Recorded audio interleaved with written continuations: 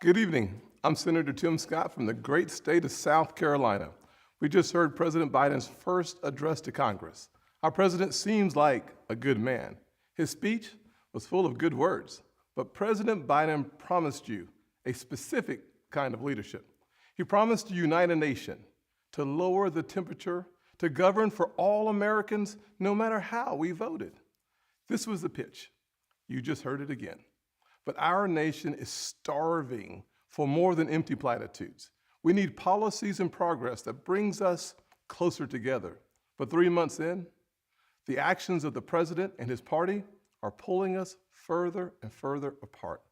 I won't waste your time with finger pointing or partisan bickering. You can get that on TV anytime you want. I want to have an honest conversation about common sense and common ground, about this feeling that our nation is sliding off its shared foundation and how we move forward together. Growing up, I never dreamed I would be standing here tonight. When I was a kid, my parents divorced. My mother, my brother, and I moved in with my grandparents. 3 of us sharing one bedroom. I was disillusioned and angry, and I nearly failed out of school. But I was blessed. First, with a praying mama. And let me say this, to the single mothers out there who are working their tails off, working hard, trying to make the ends meet, wondering if it's worth it, you can bet it is. God bless your amazing effort on part of your kids. I was also blessed by a Chick-fil-A operator, John Moniz, and finally with a string of opportunities that are only possible here in America. This past year, I've watched COVID attack every rung of the ladder that helped me up. So many families have lost parents and grandparents too early. So many small businesses have gone under. Becoming a Christian transformed my life, but for months, too many churches were shut down. Most of all, I'm saddened that millions of kids have lost a year of learning when they could not afford to lose a single day. Locking vulnerable kids out of the classroom is locking adults out of their future. Our public schools should have reopened months ago. Other countries did. Private and religious schools did. Science has shown for months that schools are safe. But too often, powerful grown-ups set science aside, and kids like me were left behind. The clearest case I've seen for school choice in our lifetimes, because we know that education is the closest thing to magic in America. Last year, under Republican leadership, we passed 5 bipartisan COVID packages. Congress supported our schools, our hospitals, saved our economy, and funded Operation Warp Speed, delivering vaccines in record time. All 5 bills got 90 votes in the Senate. Common sense found common ground. In February, Republicans told President Biden we wanted to keep working together to finish this fight. But Democrats wanted to go it alone. They spent almost $2 trillion on a partisan bill that the White House bragged was the most liberal bill in American history. Only 1% went to vaccinations, no requirement to reopen schools promptly. COVID brought Congress together 5 times. This administration pushed us apart.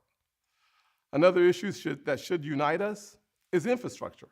Republicans support everything you think of when you think of infrastructure. Roads, bridges, ports, airports, waterways, high-speed broadband. We're in for all of that. But again, Democrats want a partisan wish list. They won't even build bridges to build bridges. Less than 6% of the president's plan goes to roads and bridges. It's a liberal wish list of big government waste, plus the biggest job-killing tax hikes in a generation. Experts say when all is said and done, it would lower wages of the average American worker and shrink our economy. Tonight, we also heard about a so-called family plan, even more taxing, even more spending to put Washington even more in the middle of your life from the cradle to college. The beauty of the American dream is that families get to define it for themselves. We should be expanding opportunities and options for all families, not throwing money at certain issues because Democrats think they know best. Infrastructure spending that shrinks our economy is not common sense.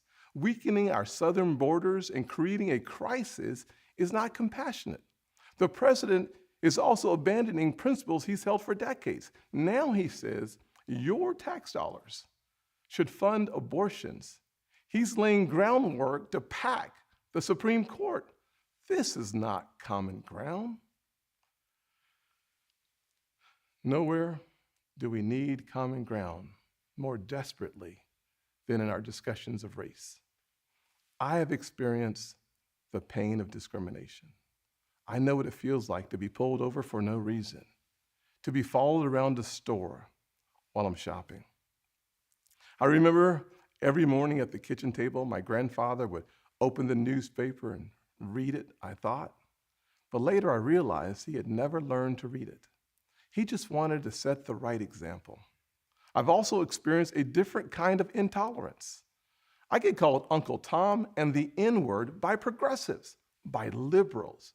Just last week, a national newspaper suggested my family's poverty was actually privilege because a relative owned land generations before my time.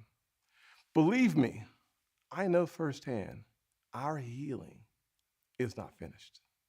In 2015, after the shooting of Walter Scott, I wrote a bill to fund body cameras. Last year, after the deaths of Breonna Taylor and George Floyd, I built an even bigger police reform proposal. But my Democratic colleagues blocked it. I extended an olive branch. I offered amendments, but Democrats used a filibuster to block the debate from even happening. My friends across the aisle seemed to want the issue more than they wanted a solution. But I'm still working. I'm hopeful that this will be different. When America comes together, we've made tremendous progress, but powerful forces want to pull us apart.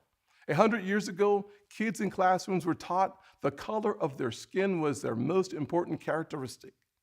And if they looked a certain way, they were inferior. Today, kids are being taught that the color of their skin defines them again. And if they look a certain way, they're an oppressor.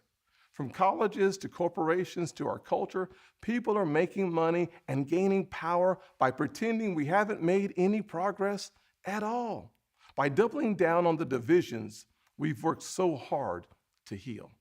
You know this stuff is wrong. Hear me clearly. America is not a racist country. It's backwards to fight discrimination with different types of discrimination, and it's wrong to try to use our painful past to dishonestly shut down debates in the present. I'm an African American who's voted in the South my entire life. I take voting rights personally. Republicans support making it easier to vote and harder to cheat, and so do the voters. Big majorities of Americans support early voting, and big majorities support voter ID, including African Americans and Hispanics. Common sense makes common ground. But today, this conversation has collapsed. The state of Georgia passed a law that expands early voting, preserves no excuse mail-in voting, and despite what the president claimed, did not reduce election day hours. If you actually read this law, it's mainstream. It will be easier to vote early in Georgia than in Democrat-run New York. But the left doesn't want you to know that. They want people virtue signaling by yelling about a law they haven't even read. Fact checkers have called out the White House for misstatements. The president absurdly claims that this is worse than Jim Crow. What is going on here?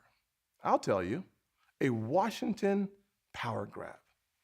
This misplaced outrage is supposed to justify Democrats' new sweeping bill that would take over elections for all 50 states.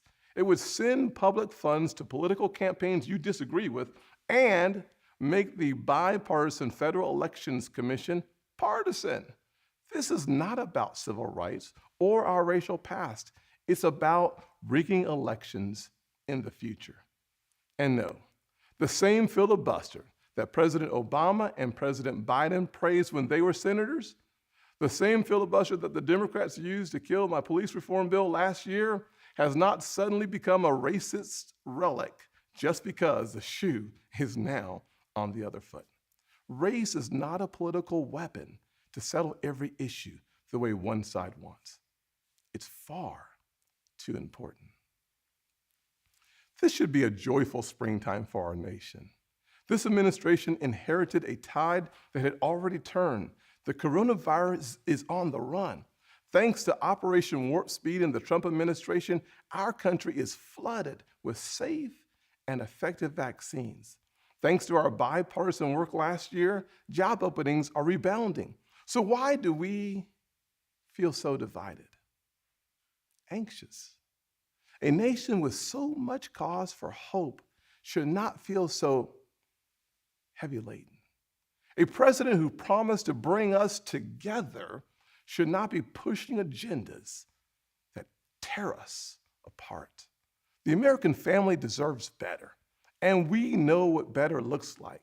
Just before COVID, we had the most inclusive economy in my lifetime, the lowest unemployment rates ever recorded for African Americans, Hispanics, and Asians, and a 70-year low nearly for women. Wages were growing faster at the bottom than at the top. The bottom 25% saw their wages go up faster than the top 25%. That happened because Republicans focused on expanding opportunity for all Americans. In addition to that, we passed opportunity zones, criminal justice reform, and permanent funding for historically Black colleges and universities for the first time ever. We fought the drug epidemic, rebuilt our military, and cut taxes for working families and single moms like the one that raised me.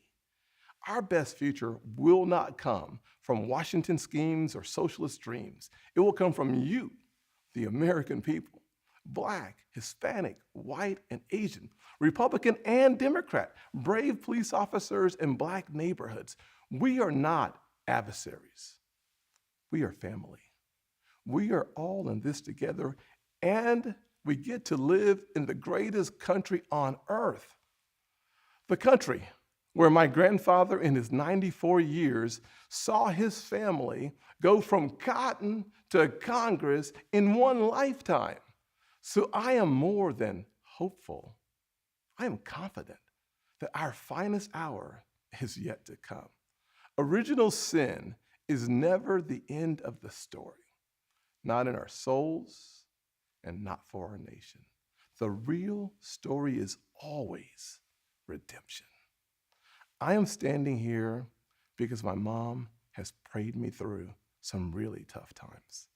I believe our nation has succeeded the same way because generations of Americans in their own ways have asked for grace and God has supplied it. So I will close with a word from a worship song that really helped me through this past year of COVID. The music is new, but the words draw from Scripture. May the Lord bless you and keep you, make his face shine upon you and be gracious to you.